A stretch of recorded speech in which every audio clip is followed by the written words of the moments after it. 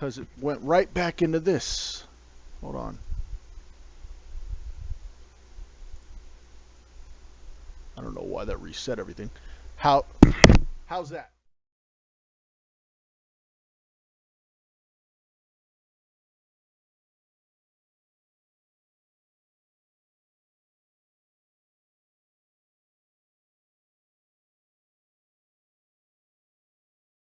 All right, we'll go with this then. Fine. I don't like it's literally set up for the Blue Yeti, but it's only working on my man. Okay, so as I said, welcome to the stream. It's gone now, but Hugh, I apologize for your. I don't know how your message got marked as spam. I don't use bots or anything. I don't think anybody marked it that way. I could be wrong. I no idea what's going on there. Send me a message and we'll talk about what you're trying to do. I can't even. Well, I could probably go back in settings somewhere and read it, but I don't know. Anyway, so liked it better when I talked. I don't like it when I talk. Most people don't. I'm just kidding. All right, so I'm a little excited today. I mean, I'm also using these energy pills because I'm going back to the gym. I'm using them for fat burning, but they do have caffeine in them, which I have to be careful of because caffeine gives me headaches. But that might be why I'm a little excited or sound excited. But I'm excited because we actually got hooked up with a group through Steel Deal, playing games. Anybody who says games for nerds, you're right. You're right.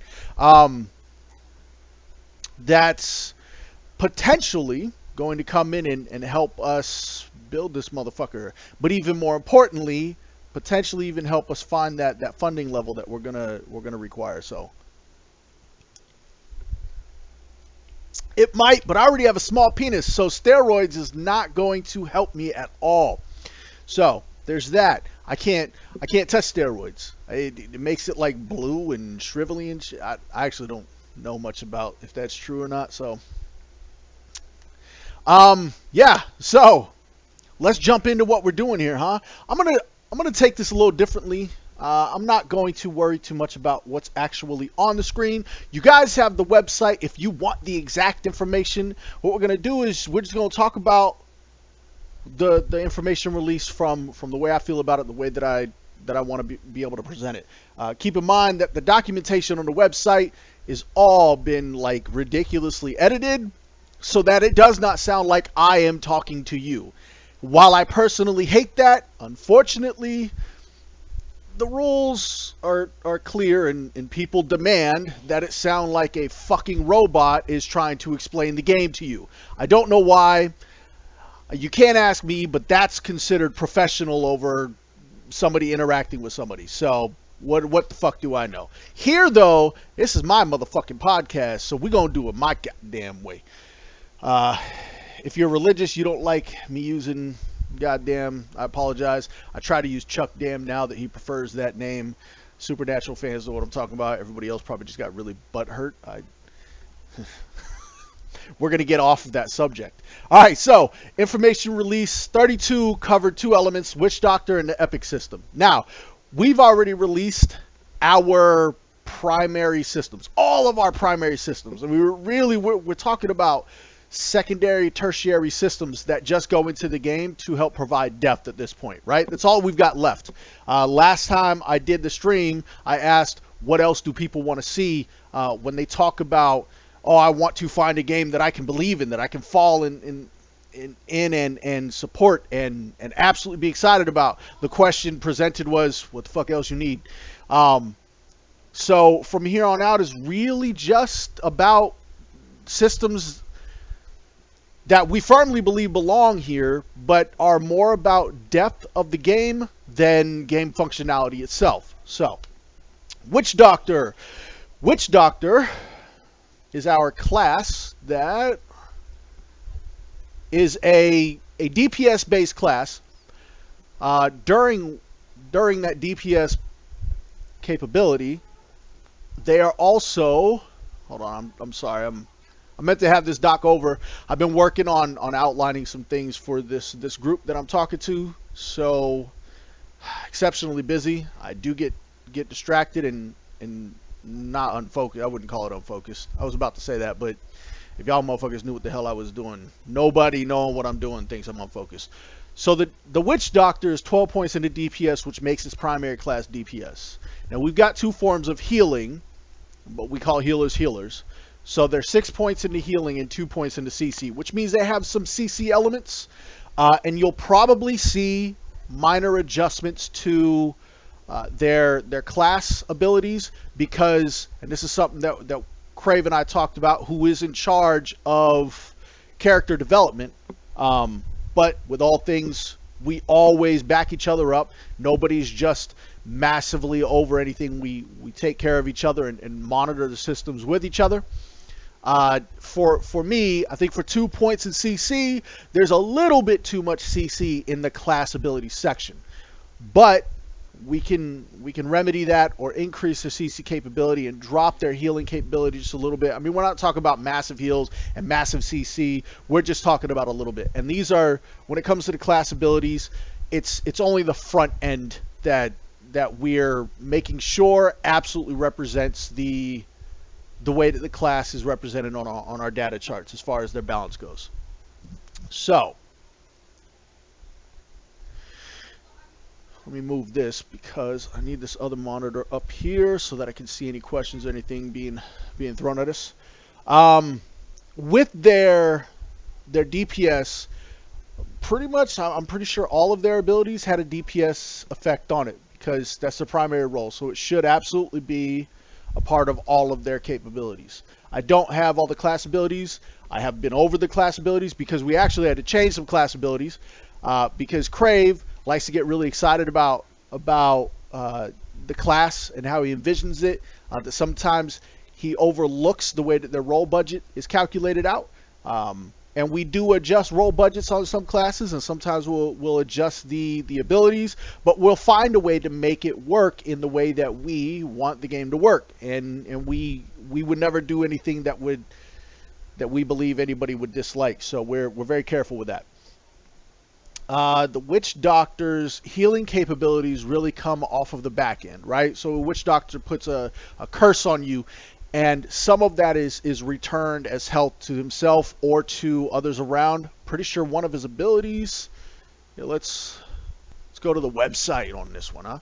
Pretty sure one of the abilities is actually something that lays down a type of, stop it, where's the abilities?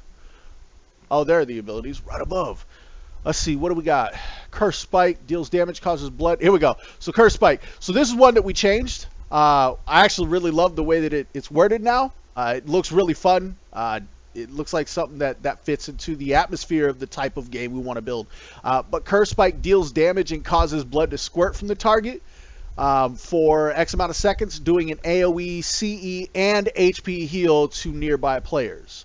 So any heal that they have is going to heal both combat endurance and hit points. And for those that are unsure why combat endurance is important, we have created a combat endurance bar, which is actually Wicked's design that all I had to do was go in and make it a little easier to read.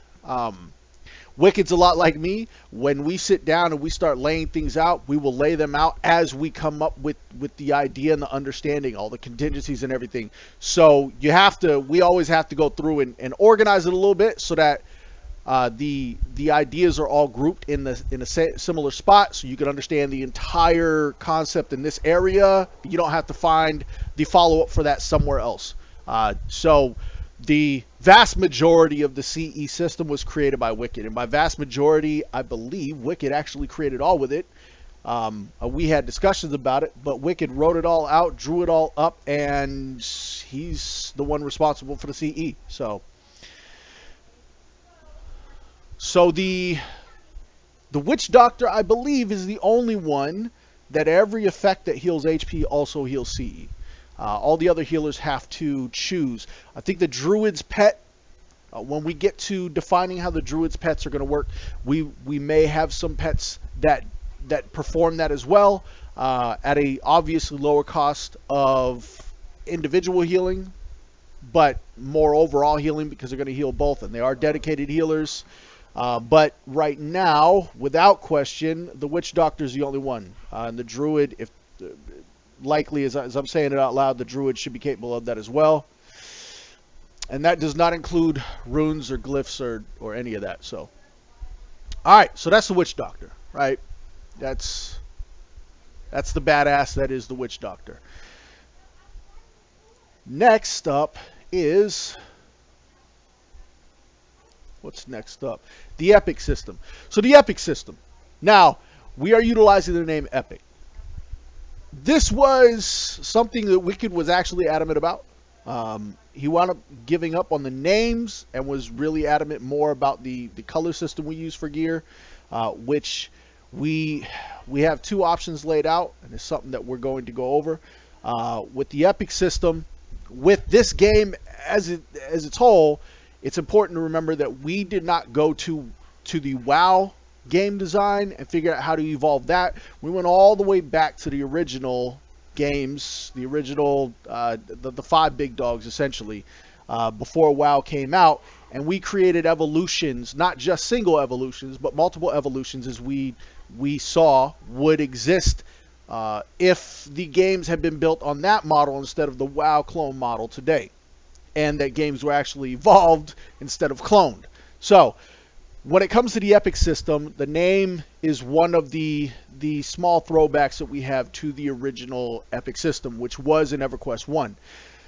The epic itself is, in any games that it exists in, is really a powerful weapon that you go and you do this grand quest for. And it starts out a little simple, you know, you'll go talk to people and you collect some items, and for the most part it's soloable at the beginning, and then you wind up needing friends to go get some rarer items from these really tough enemies, or friends to help speed up the killing process to collect a rare drop that has a really low chance to drop, or the mobs that spawn just don't spawn that often, or for whatever reason. And then it would go into the raid scenario where you had to go and find this boss, kill him for a very specific item, bring that back along with everything else that hasn't already been combined, or everything that has been combined, and ultimately it would be combined and you would receive this epic weapon. And the epic weapon would be damage-wise on par with any other weapon that was available, top-end weapon available at that time, but it would also have an effect on it that was focused on your class. EQ1 had, I believe it had both the passive effect, yes, EQ1 had a passive effect and a clicky type effect. WoW, I'm not very sure how WoW did theirs. They called theirs Mythic. We've after playing those games, and those systems were absolutely awesome, whether it was WoW or EverQuest or any other game that had it, which wasn't very often, the items were absolutely amazing. The problem with the items was that the first expansion or major update that included new itemization came out. These items really kind of fell under par. They were no longer top end. So you would have to choose, do I want to deal more damage? And for damage classes, that answer was always yes. Or do I want to have the effect available? And sometimes you were able to swap out the gear or use the clicky from inventory or from a hotkey or something. So you can still get the clicky. You would lose the passive, but if you were DPS, you went with the new DPS weapons. Depending on your class role, sometimes you would stick with the epic item until the next expansion came out, and then it just became really obvious that you should upgrade at that point. So we didn't want to do an item like that, and that was the original idea, was an item that had continuing quest lines that you could go through to continually enhance it. But these quest lines, I don't know, it didn't feel natural. Wicked made it he made a very good point when he said that players want to go receive the item and then have that, the achievement involved in earning that item without having to worry about that item being replaced down the road, because it no matter how long you hold on to it, it does kind of feel like it's a lot of waste of stuff just to go into your inventory and never be seen again, kind of thing. So we thought long and hard, and we decided instead we were going to build our epic system around the class itself, which is kind of the point of the game itself as far as the combat goes, is the class is what defines the character you pick, defines how you interact in combat. How your class is defined by a role, and each class performs a primary role a little differently than any other class that does it in that.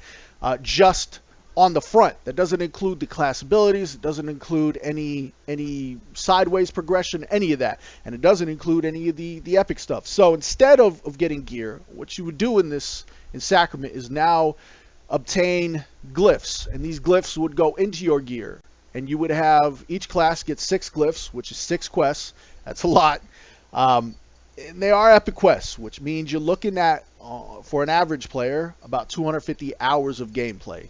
And we're not talking about just hiding all of that behind rare drop rates, because that really becomes a 50 hours to 250 hours worth of gameplay, and you get a lot of players who wind up getting pissed off because Joe Schmo over here picked up the quest and got really lucky and got all the drops immediately, and I've been doing this for 12 months and still haven't got my second drop, and we've got this trend internally where we're working on getting rid of RNG as efficiently as we can, and this is so hiding everything behind drop rates was something that felt superficial. So the quests are actually going to be very intuitive, very driven.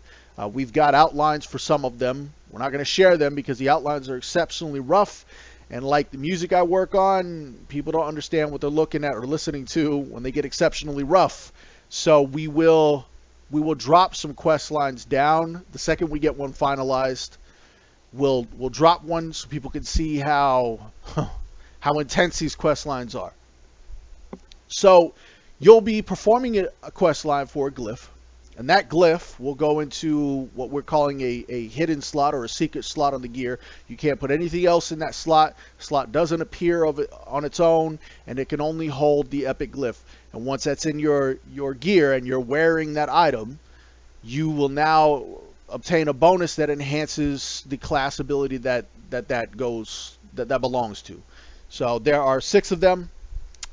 They are designed to further separate class roles from other class roles that have the same role, and they are going to be very hard to get. Not everybody's going to have these, and that's really what the epic system is about. It's about really the ultimate challenge.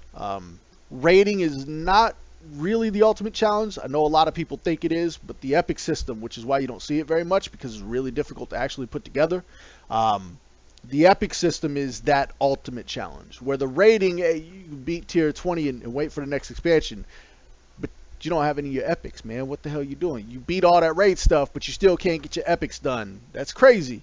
So it's a different type of challenge, and if done right, it will be the ultimate challenge. The concept for allowing these to kind of evolve as the game evolves is to provide buffer epic quests. They won't be as long.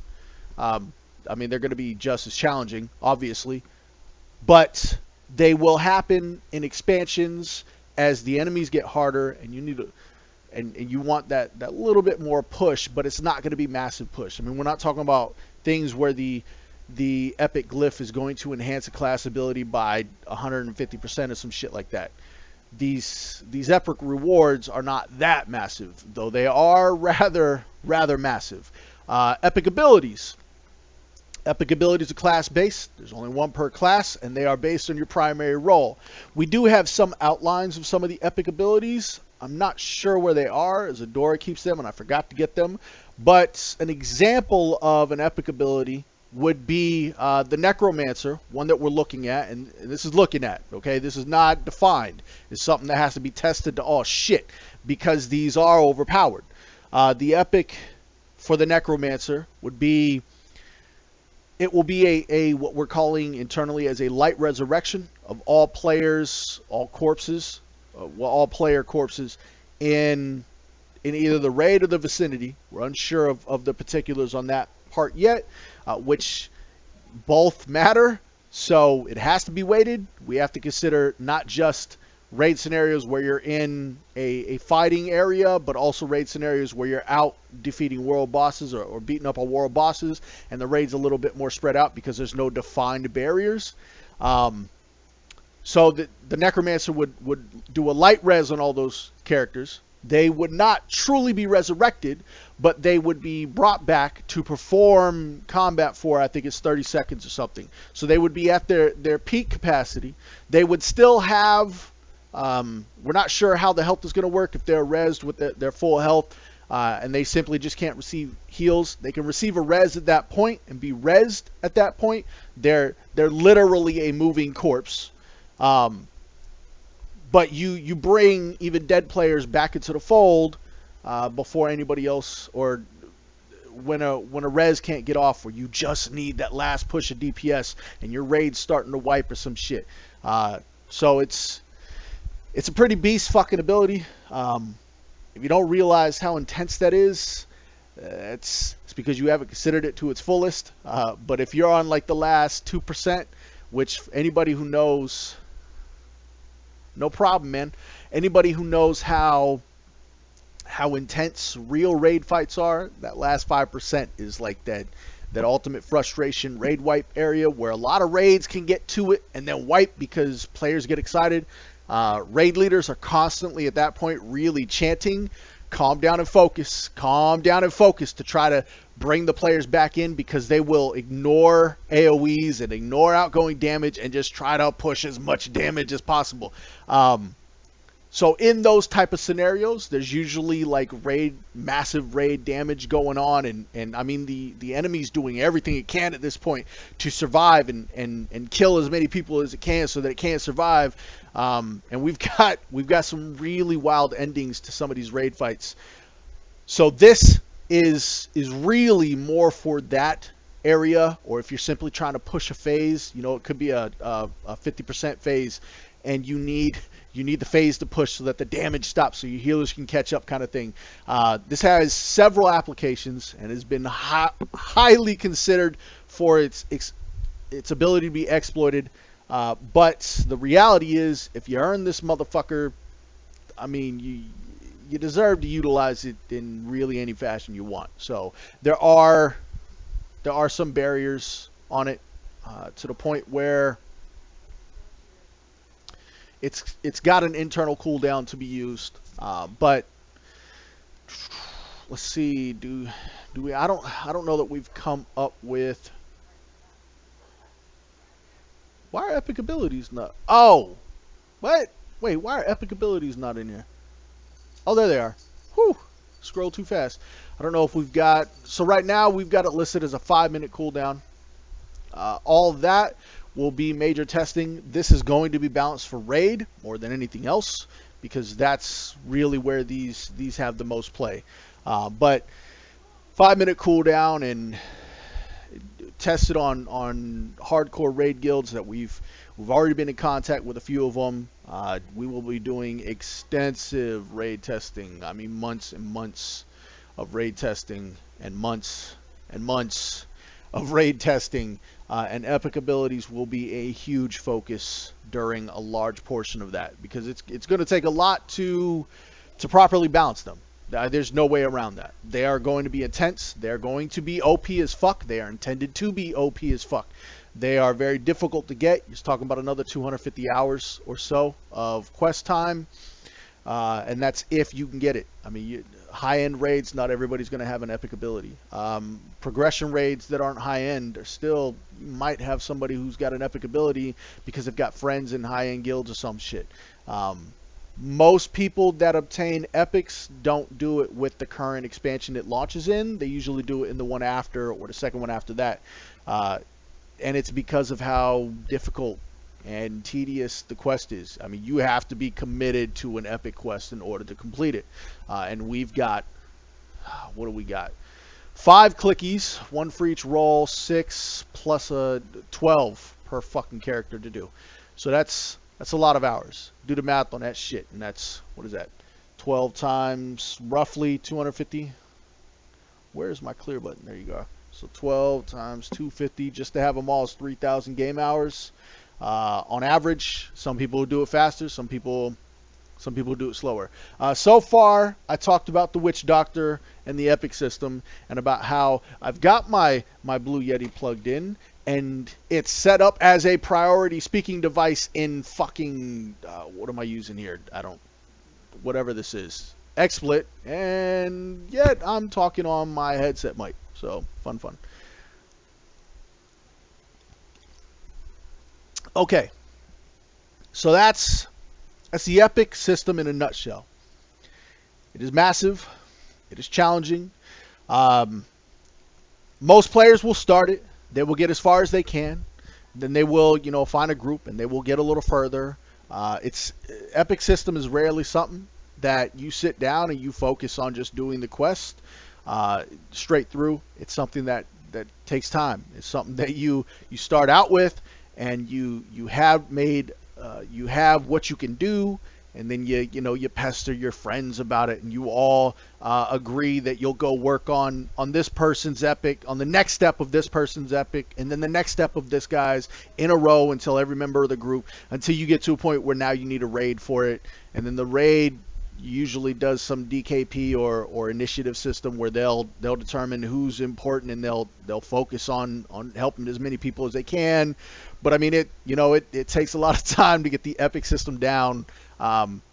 Anybody who's specifically into I want it now, must have it now, they're not gonna like the Epic system at all, and I'm gonna fucking love it. I'm gonna enjoy the forums as they blow up with a bunch of instant gratification individuals who can't handle the Epic system. So,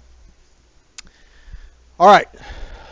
Oh, and the glyphs will have a visual effect. They have to have a fucking visual effect. Absolutely have to have a visual effect on your, when you place them on your items. We're not sure what that visual effect will be. We're not sure how wild it's going to be, or toned down it's going to be, or if you'll have the capability to turn it off or whatever, but there will be a visual effect. I know it's a question a lot of people like to ask about epics, because the original epics had a visual, like it was the only item in the game back in EQ1 that had an actual visual effect. The singing short sword had musical notes that wrapped around the sword, so it was pretty cool.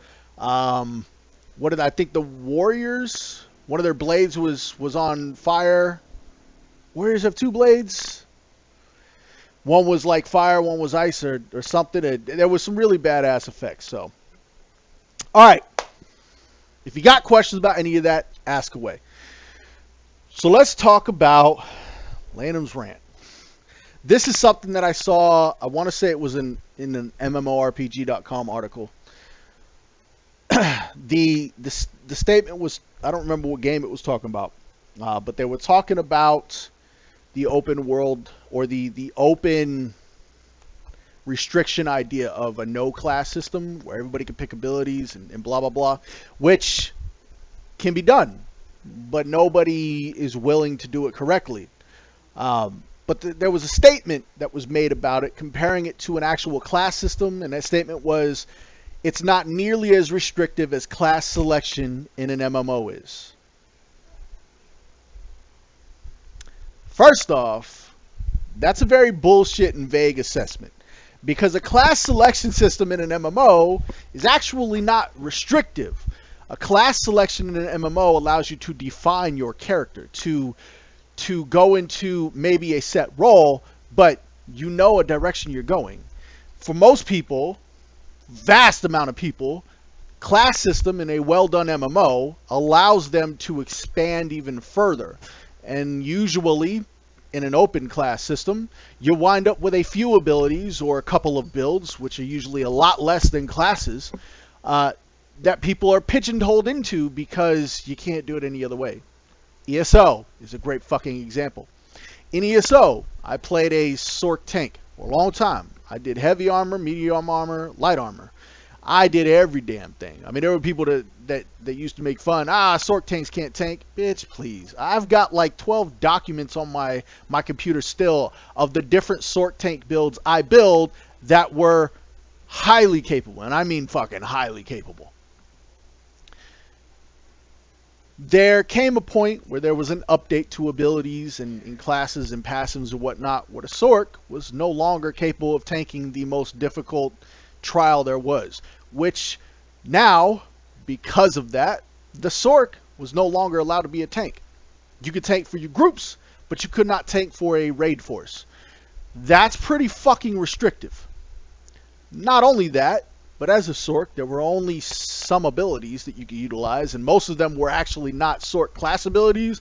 They were weapon abilities that everybody else had access to that were viable for DPS or healing. Well, the healing, yeah, it was rough at first, but even then, healing was still, man, you only had a couple abilities you can use as a Sork, where if you were Templar, that really opened up your choices. Nightblade opened up your choices. Dragon Knight, I don't really know. Most Dragon Knights were tanks because that was really the OP tank at the time. Probably still is, I don't know. Maybe Nightblade, hell if I know.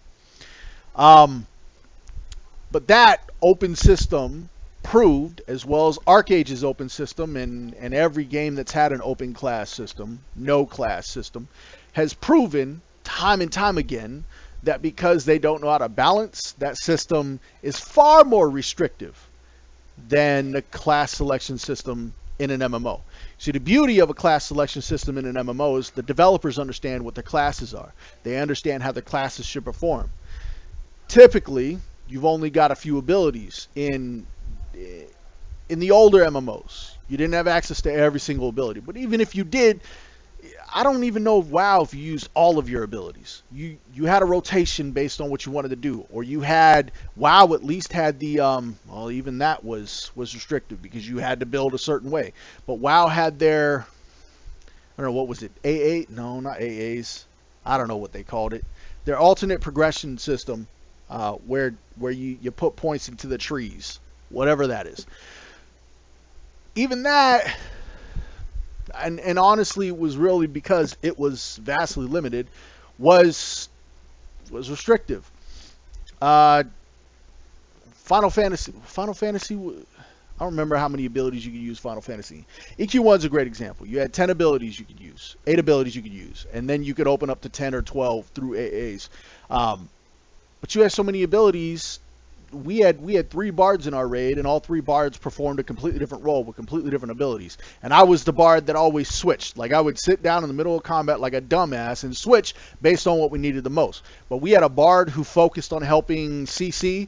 He would stun and mez targets, and one of our mez used to move a target either towards the direction you're facing or towards the direction your back is facing, depending on the mez type. And he would actually grab mobs and move them for the CC, and the other bard was a melee bard that would enhance defensive capabilities and offensive capabilities of melee attackers. And when I wasn't, which for the most part I was, when I wasn't going between helping with the mez lockdown, the CC lockdown, I would be in the back with the casters, just flaring up cleric healing abilities and casting DPS capabilities. So, and even then, if I ever used any special abilities that had long cooldowns or something, I would run over to the casters, use it, and take the fuck off. So, we had a lot more capability in that than I have in any game with an open class selection in any MMO. So the statement is bullshit and highly ill-considered, and it just looks at the front end of it without even considering any of the data actually available to you. It's fucking retarded. Skill trees and specializations. There you go. That was WoW. Skill trees and specializations. When EQ1 opened up the AA system, the AAs were unlimited. So you didn't have a limit, which I absolutely fucking love. And it is a system that we will build. No matter how long it fucking takes, we will build a system similar to that, because limiting how many points you can spend in alternate advancement as opposed to allowing you to go wild, but understanding that there is a increased cost. I don't like that shit. So I remember when I was with IR, I think the 7th expansion or 8th expansion had just come out, and bards were giving a very strong capability to kind of DPS while they were helping doing other things. So it opened us up a little bit to DPS. Really good bards who understood the DPS could absolutely function as a solid DPS. I'm not a DPSer. I've never been that good at DPS, but it also enhanced the capability to pull, to help CC, to further provide support for the raids.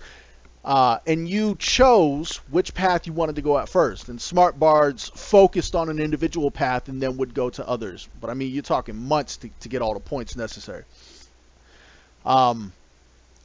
For bards anyway. This was well after they nerfed the shit out of AoE kiting by bards. When it came down to it, I think we even brought in like a fourth bard because he could DPS. And all four of us were completely different bards. Same class, completely different roles. Two of us pulled. The other two just stayed back and enhanced the group's capabilities in DPS manner and in defensive manner. So, man, no, fuck that. I challenge that statement, and I call it stupid, and I consider the writer to be somebody who doesn't understand fuck all about MMOs. Like most of them nowadays, huh? God, I gotta stop shit talking writers and shit. I'm gonna be fucking blackballed from everybody.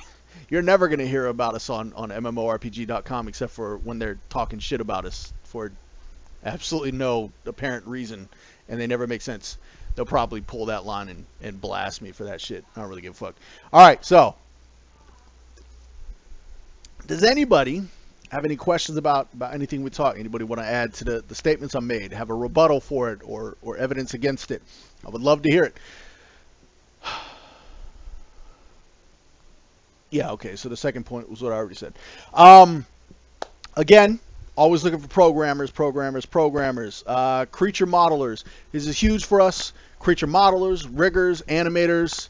If you got the capability, got the talent, talk to us. We are moving into a more qualified, if you're brand new to the field, if you're fresh out of school, send us a fucking tell. You know what I'm saying? Or a tell. Ha! Yeah, send me a tell. My link shell is laying at go fuck yourself. Yeah, so, what was I saying? God damn it, laying we're trying to build portfolios for our volunteers as well as a company as we move towards building a strong platform to be able to present to development studios for minimal assistance. Again, the card game we firmly believe is going to be our primary source of income.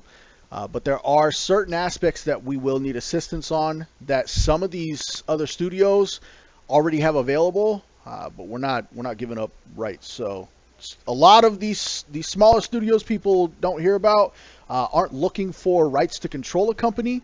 They're actually just looking for percentage of back end profits. So I got no problem giving up stuff like that. Again, for the millionth time, we're not looking to get filthy fucking rich off of this. We're just simply trying to build a game we fucking want to play. And then level designers on a 2D level. If you sit at home and you doodle little levels that you put in your D&D games or you put on the internet for people to be able to download and use as maps on D&D games or whatever the case may be, send us a message. Volunteer form is down below. We're going to challenge you if that's what you're building. But if you actually want to build, it's really a top-down level design for our 3D level builders. By all means, let us know. I will tell you, it is hard fucking work. The one gentleman we've got doing it thought it was going to be simple. Gave us one area, thought it was going to be the entire dungeon. And I let him know, no, that is one floor of a 10-floor dungeon. So our overworld dungeons are no fucking joke. They're not just small little areas you go into, spend 5 minutes in to fucking get an item for a quest and then never come back to again. You'll be spending time in these areas, and they're going to be dangerous as shit. So there's that. If you're down for that challenge, let me know.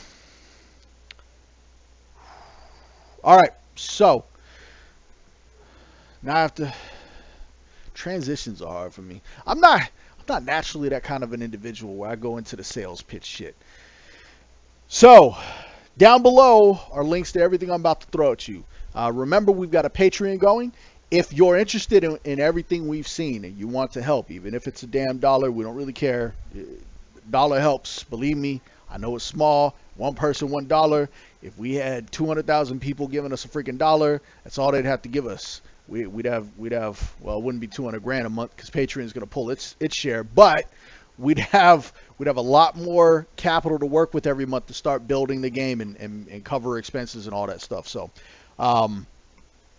hit up the Patreon page just to monitor it, see what's on there. Even if you don't want, throw it around to your friends. If you are supporting us, the more supporters we get, the quicker we can take this path together. Facebook link is down there. Like the Facebook page. A lot of information gets put on the Facebook page. Twitter is also down there. Follow the Twitter page. You can retweet information that hits Facebook, usually hits Twitter as well. As a matter of fact, I'm the only one running any social media stuff right now, so everything that hits Facebook also hits Twitter. Facebook, you'll see some weird @/hashtag shit. That's for Twitter. It's just because I don't have the time or social capacity to build the same message twice for both venues. It would drive me fucking insane. Sacrament Reddit page is down there. It's there. It's not active. It will be when the time comes. We had somebody helping out with social media, but he had things ramping up in life and had to go. So the website link is down there. On the website, on the front page, is the best way to get information. Key information is from here. Some information, like I pushed out a Twitter, Facebook message that said we're going to be talking about a series of books that we're going to be releasing soon. So that has not hit the newsletter yet because the newsletter is going to have a lot more information on it. And I want to make sure that I've got all the information that I can give without having to send it out 100 newsletters as updates. I'm not into that kind of thing as a user. I don't like a company sending me, 15 million freaking newsletters. So hit up the newsletter. You'll get a little bit more detail. You'll get all of the IRs and any major information promotions that happen always go through the newsletter. The forum as well. Go ahead, hit up the forums. Just give me a link to the forums. It does. You will need to create an account for the forums. Our webmaster is having some issues. I'll see if I can get Adora to help. I don't touch or manage the account types because I'm really bad at that stuff. Like I screw some shit up. Okay. I know Adora's done it before, so we will be assigning specific accounts to donors, non-donors, and everybody in between and afterwards. And then the volunteer form, as I mentioned, the volunteer form is down below. Throw your talent at us. We'll take whatever assistance we can get. When it's on a technical side, development side, we are going to be looking for either individuals who have school. You should have projects if you've been at school, or who have worked on previous projects. We do have individuals on the team that did not work on previous projects, and we need to move forward from that because we have to be able to show that our developers are not just a bunch of random ass people we picked up off the street and asked to try to figure out some software, which means they need a portfolio, which means there has to have been something you've done prior to school or other projects, whatever the case may be. So, and then the Sacrament Roundup, I think it's just the Roundup, actually. Just the Roundup is every other Friday. That's next Friday, not this Friday. Every other Friday, and it covers everything that's kind of happened over the last 2 weeks. So that is available on our YouTube page. Is that a link down below? Did I put YouTube down there? Yes, I did. All right, so YouTube's down there. Subscribe to YouTube, get the hit, or just go to it every now and again, and keep caught up on what's going on in the world of Sacrament. Any of these podcasts that you haven't seen, for the most part, are on there. There was a series, there was a small amount of time where they weren't getting sent over to YouTube. Don't know why. There was some issue between YouTube and the the share that happens, the auto share that happens here on Twitch. So I watch a little closer now. I don't wait until 10 o'clock at night to do it anymore. I usually do it right after, which makes a video available when I get home from the gym. And if it's not, then I'll pull it from my freaking hard drive and send it over to our video specialist, and he'll get it up on YouTube immediately. So we're adapting, we're overcoming, we're building this bitch. If you've got any questions, please head over to the forums, jump on Facebook or Twitter, wherever you can reach us, hit us up, ask our questions. If you've seen our forums, you will note very easily that we don't give a shit what the fucking question is. We're not afraid to answer it, which is something that we firmly believe in and hate that other companies do not utilize. So if you're going to like the game, we want you to like the game for what it is, not for what you think it's going to be. Just, there's really no other way to put that. We are not in the world of marketing a lie or a half-truth. We're simply going to tell you how the fuck it is. All right, ladies and gentlemen, y'all motherfuckers have fun. Thank you for coming.